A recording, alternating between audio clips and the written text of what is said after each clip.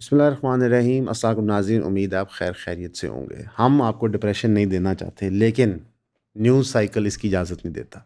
कोशिश करेंगे इसको भी हम मुस्कुराते हुए, हंसते हुए, आपको मोटिवेट करते हुए हम बात करें। लेकिन 3 खबरें जिनको मेरा ख़्याल है हमें एज़ वन डिस्कस करना चाहिए, क्योंकि ये तीनों चीज़ें पिछले 72 घंटे से बैक वक़्त सॉर्ट ऑफ हो रही थी। एक, नेशनल असेंबली ने बिल पेश किया।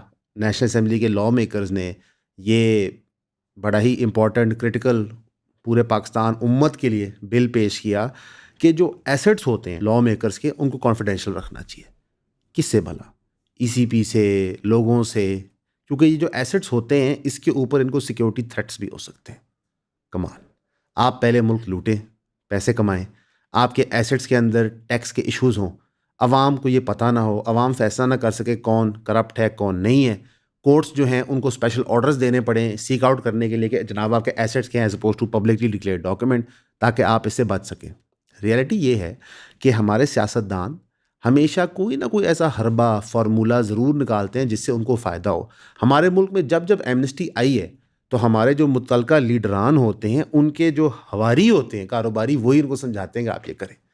तो नेशनल असम्बली के पास ये टाइम नहीं है कि वो सोचे फ़लस्तीन में क्या करना चाहिए, कि नेशनल असम्बली में डिस्कस हो कि क्या पाकिस्तान को ट्रंप की पीस कीपिंग फोर्स जो है, जो वो एक गाज़ा पुलिस फोर्स या पता नहीं वर्ल्ड पीस फोर्स या पता नहीं वो चीज़ चेंज करती रहती है, वो क्या कर रहा है, उसमें शामिल होना चाहिए कि नहीं। लेकिन पीपीपी की शाजिया मरी साहिबा को लगता है कि ये बड़ा क्रिटिकल बिल है। अब ये बिल सेनेट में जाएगा, सेनेट के बाद ये बिल प्रेसिडेंट के अप्रूवल के बाद कानून में बन जाएगा। कोई मसला नहीं है, जिस मुल्क में 26वीं 27वीं तरमीम होती है तो ये तो छोटी चीज़ है, बल्कि मैं हैरान हूँ ये 26वीं और 27वीं तरमीम का हिस्सा क्यों नहीं था। कुछ ख्याल बाद में आते हैं। उस वक़्त कुछ और लोगों को बेनिफिट देना था, अब कुछ और लोगों को बेनिफिट देना है। ये क्यों होता है?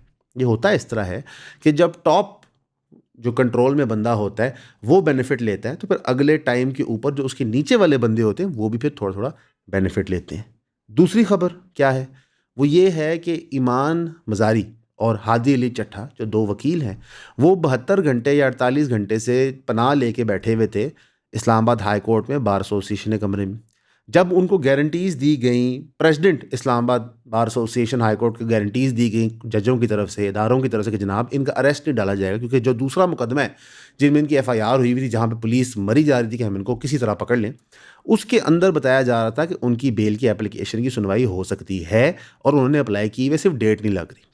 वो जब सेशन कोर्ट की तरफ जा रहे थे, आज आज ही हुआ ये गालबन, तो पुलिस ने हाई स्पीड चेस परसूट करते हुए मिशन इम्पॉसिबल स्टाइल उनकी गाड़ी को पहले रोका, रोक के उन्होंने गाड़ी पे हमलावर हुए। सारे पुलिस वालों ने निकाब पहने हुए थे। मुझे नहीं पता था कि ये बड़ा क्रिटिकल होता है, क्योंकि बहुत बड़े दहशतगर्द थे उस वैन के अंदर। फिर उनको वहाँ से निकाला गया और अब उनको अरेस्ट कर लिया गया। अभी कुछ अनकन्फर्म्ड रिपोर्ट्स हैं, डिफरेंट न्यूज़ आउटलेट्स में खबर चली कि शायद ईमान मज़ारी को विमेंस जेल लेके गए हैं या नहीं लेके गए, या उनको गाड़ी में ही आगे पीछे घुमा रहे हैं। ये दो खबरें हैं, ये भी सारी पिछली 72 घंटे में डेवलप हुई हैं। एक, हमारे मुल्क के पार्लियामेंटेरियंस हमारे साथ मजाक कर रहे हैं, एक हमारी मुल्क की पुलिस वकीलों के साथ मजाक कर रही है, और एक है साहब कैंडोल, ये भी इसी तीन में शामिल है। कुछ दिनों से टीम भी ऑब्जर्व कर रही थी, अनफॉर्चुनेटली मेरी नज़र से भी ये चीज़ गुजर चुकी थी कि कैंडोल नामी शख्स हैं जो एक सोशल मीडिया इन्फ्लुएंसर है, और बहुत बड़े सोशल मीडिया इन्फ्लुएंसर है। ये मैं नहीं कह रहा, ये वो खुद कह रहे थे कि वो बहुत बड़े सोशल मीडिया इन्फ्लुएंसर हैं। तो उन्होंने तारीफ़ की मरियम नवाज़ साहिबा के कपड़ों की, और उन्होंने कहा उनकी खूबसूरती की गालबन तारीफ़ की, और उसमें उन्होंने कहा कि जनाब जिस सूबे की सीएम इतनी खूबसूरत हो सकती हैं, तो वहाँ की फिर जो हवा हवा फ़िज़ा हर चीज़ है वो कितनी को बेहतर और अच्छी हो जाएगी। एक स्टूपिड बात की एक स्टूपिड इंसान ने, मेरे नज़दीक तो ये बात यहीं ख़त्म हो जानी चाहिए थी, लेकिन क्योंकि लोग गुर्बत, मुश्किल वक्त, महंगी बिजली, गंदी हवा की प्रॉब्लम से डील कर रहे हैं, तो लोग टूट पड़े। ज़ाहिर सोशल मीडिया एक जानवरों का ढेर है, जहाँ पे कोई बोटी फेंके तो सारे जानवर आके पड़ जाते हैं। तो सब ने आपस में बहस तकरार शुरू कर दी। किसी ने कहा कि जनाब तुम्हें पैसे मिल रहे हैं, किसी ने कहा कि तुम पीएम के साथ कोलैबोरेट कर रहे हो, तुम वाइट वॉश कर रहे हो। वाइट वॉश तो खैर किसी ने नहीं कहा, चलो ये लफ्ज़ मैंने अपनी तरफ से दाखिल कर दिया, लेकिन आप वाइट वॉश कर रहे हो। इसके जवाब में कैंडोल साहब ने कहा कि जनाब आप लोगों की तो शक्लें नहीं ठीक, आपकी सूरतें नहीं ठीक, आपके दांत नहीं ठीक, आप तो छोटे इन्फ्लुएंसर हैं, आपकी औकात और हैसियत ही कोई नहीं। यानी कि इस सारी एपिसोड से आपको क्या समझ आया? सलमान साहब, महरोज साहब, साद साहब, क्या समझ आया? पाकिस्तान में जिसके पास पैसा, पावर, फेम हो, वो वही करता है जो पार्लियामेंट में बैठे लोग करते हैं। यानी कि हम लोग ही गंदे हैं माशाल्लाह। अब कैन डॉल साहब के पास कोई ऐसा पावर तो नहीं है लाइक्स के अलावा। वैसे एक सोशल मीडिया की कमाल बात आपको बताऊं, अक्सर औकात ना साथ के रात को परेशान मैसेज आते हैं कि जनाब फलां बंदे ने वीडियो के नीचे कमेंट कर दिया या ये ट्वीट किसी ने हमारे ख़िलाफ़ कर दी। आप यकीन जाने मुझे पता ही नहीं होता क्योंकि मैं चीज़ें इस्तेमाल नहीं करता। तो अगर आप सोशल मीडिया को बंद कर दें, यानी कि आप मत देखें, तो ये प्रॉब्लम उसका एग्जिस्ट ही नहीं करता।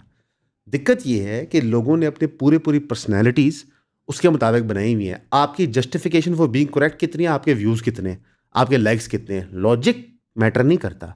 और ये हथियार सोशल मीडिया इन्फ्लुएंसर्स, पॉलिटिशियंस, हर कोई इस्तेमाल करता है। पॉपुलैरिटी को करेक्टनेस से रिलेट नहीं करना चाहिए।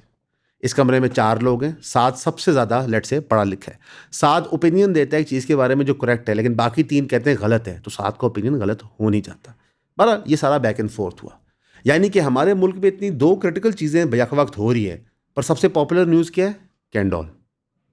इनफैक्ट पूरी टीम ने सर जोड़ के कहा कि जनाब इस वीडियो पे लाख व्यूज़ आएंगे क्योंकि आप कैंडोल डिस्कस कर रहे हैं जी। और पीछे साथ में दोनों हाथ उठाए हुए हैं वहाँ में कि यस, इसीलिए मैंने एमफिल किया था, इसलिए मेरे घर वालों ने मेरी तालीम पे पैसे लगाए थे कि तुम बेटा पढ़ लिख के बड़ा आदमी बन के तबसरा करना कि कैंडोल क्या कर रहा है।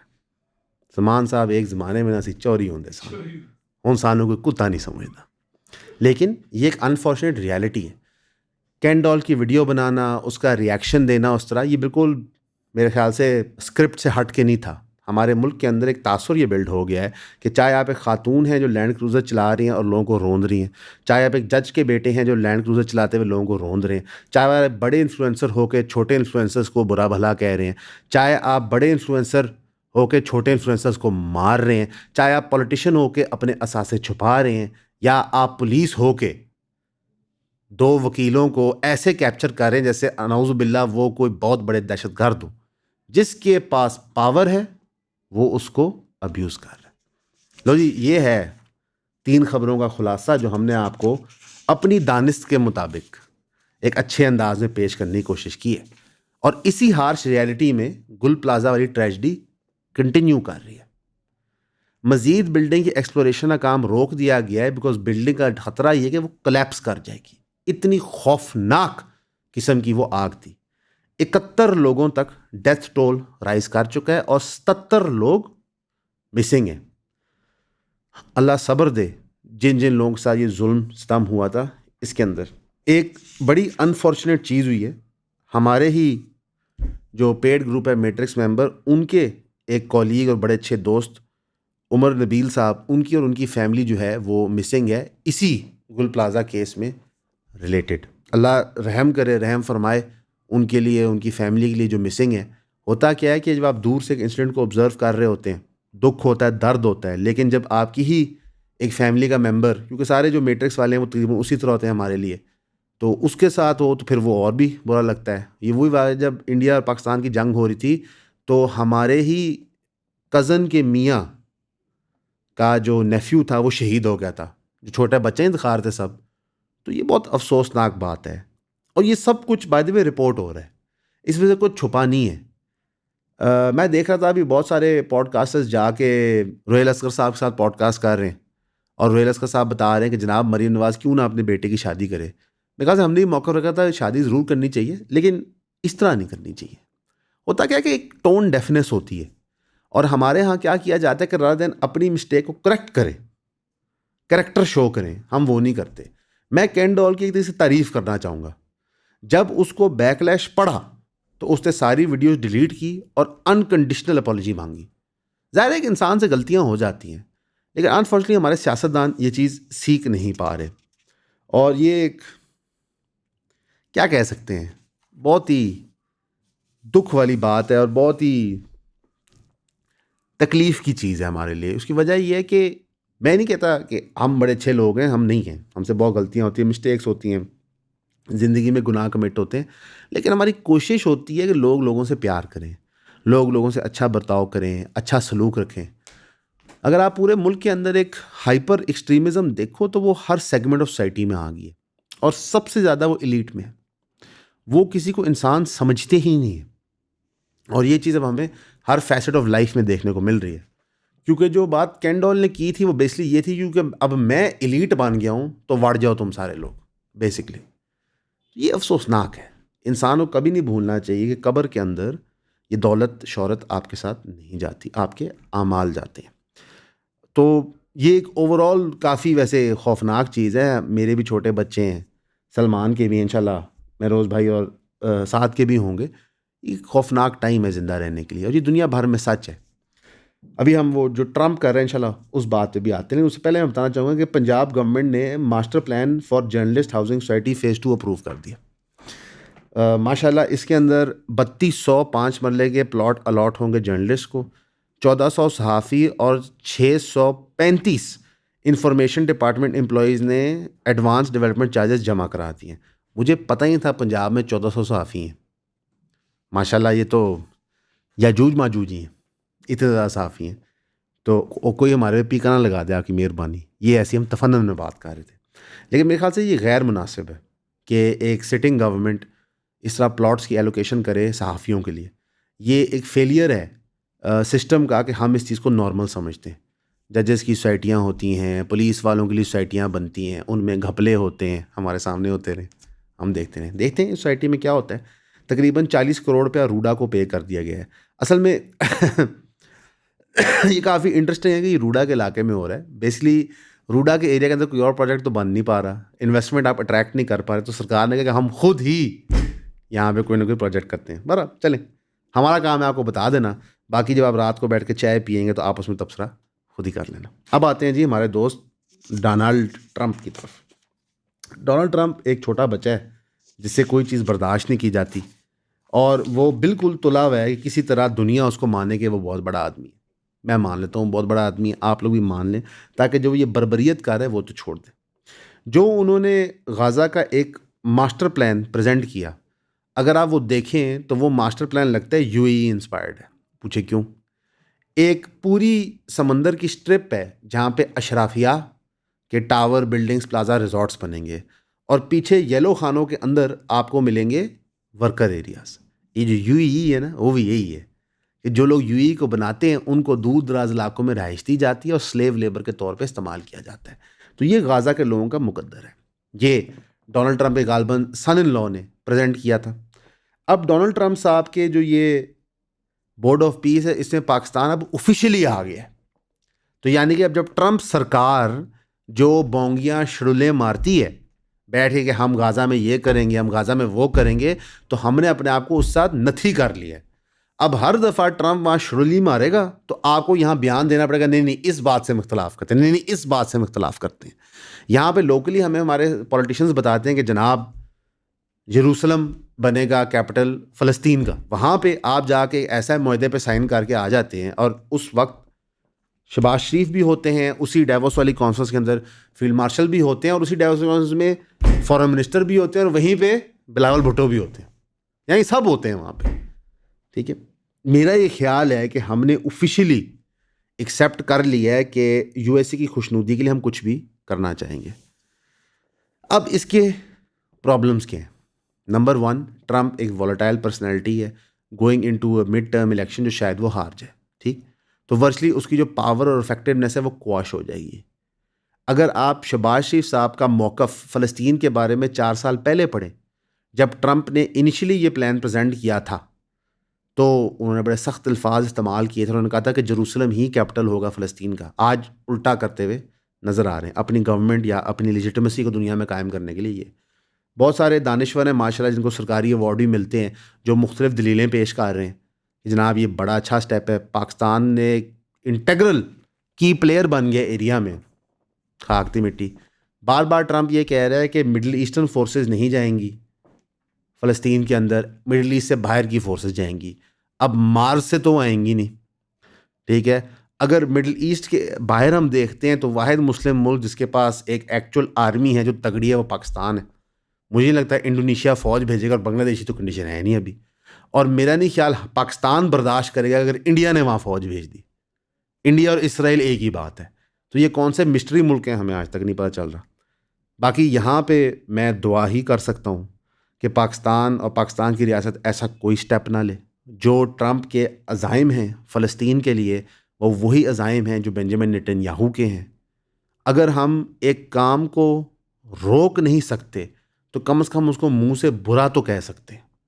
अगर पाकिस्तान की फॉरेन पॉलिसी, जो शहबाज शरीफ साहब अक्सर कहते हैं beggars can not be choosers, ये तपड़ नहीं रखती कि हम जाके रोकें, तो कम से कम हम पीछे बैठ के उसको बुरा तो कह सकते हैं। और ये साइन करने के बाद मुझे लगता है कि अब हमारी रियासत शायद फैसला कर लेगा, हमें इसको बुरा भी नहीं कहना। तो यहाँ पे भाई हम दुआ ही कर सकते हैं, और जैसे जैसे ये मनसूबा खुलेगा मज़ीद तो हम इसको क्रिटिसाइज़ ही कर सकते हैं। ऑपोजिशन की जमातें क्रिटिसाइज़ तो कर रही हैं, मौलाना फजल रहमान ने क्रिटिसाइज़ किया है, लेकिन पाकिस्तान में हमने देखा कि हमारे सियासतदान किसी चीज़ के साथ सिंसेयर नहीं होते। एहतजाज कर लेंगे, शोर मचा लेंगे, एंड में प्रोग्राम का हिस्सा वो खुद ही बन जाते हैं। जमात इस्लामी ने कहा है कि जनाब जो ये बोर्ड है ये पैलेस्टीनियंस का लैंड और रिसोर्स सीज़ करने का है, और उनके कोई भी सूरत हाल में पाकिस्तानी अफवाज को वहाँ नहीं जाना चाहिए, और कोई भी चीज़ जो अंडरमाइन करेगी फ़लस्तीन की सॉवरेनिटी वो अनएक्सेप्टेबल है। जमात इस्लामी को आज तक किसी ने घास नहीं डाली। उसकी वजह यह है कि जमात इस्लामी का जो स्ट्रीट पावर का वज़न है उन्होंने कभी इस्तेमाल ही नहीं किया। वो आते हैं, धरना करते हैं, घर चले जाते हैं। जमात इस्लामी अब वर्चुअली एक वेलफेयर ऑर्गेनाइजेशन है, उनका पॉलिटिको विंग बिल्कुल ख़त्म हो चुका है। ये एक मौका है आने वाले दिनों में कि वो साबित करें कि नहीं यार, हम एक्चुअली एक पॉलिटिकल फोर्स हैं। पीटीआई ने कहा कि जनाब ये डिसीजन विदाउट कंसल्टेशन अनएक्सेप्टेबल है।